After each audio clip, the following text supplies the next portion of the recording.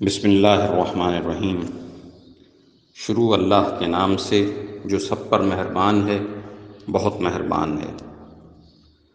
آسمانوں اور زمین میں جو بھی کوئی چیز ہے اس نے اللہ کی تسبیح کی ہے، اور وہی ہے جو اقتدار کا بھی مالک ہے، حکمت کا بھی مالک۔ وہی ہے جس نے اہل کتاب میں سے کافر لوگوں کو ان کے گھروں سے پہلے اجتماع کے موقع پر نکال دیا۔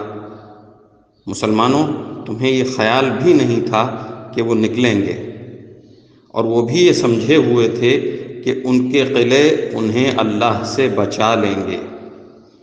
پھر اللہ ان کے پاس ایسی جگہ سے آیا جہاں ان کا گمان بھی نہیں تھا، اور اللہ نے ان کے دلوں میں رعب ڈال دیا کہ وہ اپنے گھروں کو خود اپنے ہاتھوں سے بھی اور مسلمانوں کے ہاتھوں سے بھی اجاڑ رہے تھے۔ لہٰذا اے آنکھوں والو، عبرت حاصل کر لو، اور اگر اللہ نے ان کی قسمت میں جلا وطنی نہ لکھ دی ہوتی تو وہ دنیا ہی میں ان کو عذاب دے دیتا۔ البتہ آخرت میں ان کے لیے دوزخ کا عذاب ہے، یہ اس لیے کہ انہوں نے اللہ اور اس کے رسول سے دشمنی ٹھانی، اور جو شخص اللہ سے دشمنی کرتا ہے تو اللہ بڑا سخت عذاب دینے والا ہے۔ تم نے کھجور کے جو درخت کاٹے یا انہیں اپنی جڑوں پر کھڑا رہنے دیا تو یہ سب کچھ اللہ کے حکم سے تھا، اور اس لیے تھا تاکہ اللہ نافرمانوں کو رسوا کرے۔ اور اللہ نے اپنے رسول کو ان کا جو مال بھی فی کے طور پر دلوایا، اس کے لیے تم نے نہ اپنے گھوڑے دوڑائے نہ اونٹ، لیکن اللہ اپنے پیغمبروں کو جس پر چاہتا ہے تسلط عطا فرما دیتا ہے، اور اللہ ہر چیز پر پوری قدرت رکھنے والا ہے۔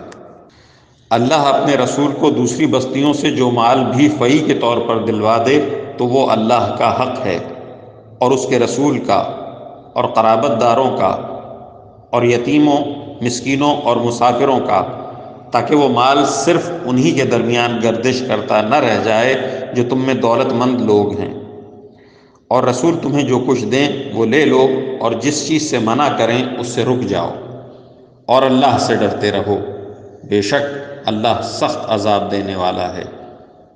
نیز یہ مال فی ان حاجت مند مہاجرین کا حق ہے جنہیں اپنے گھروں سے اور اپنے مالوں سے بے دخل کیا گیا ہے۔ وہ اللہ کی طرف سے فضل اور اس کی خوشنودی کے طلبگار ہیں، اور اللہ اور اس کے رسول کی مدد کرتے ہیں۔ یہی لوگ ہیں جو راست باز ہیں۔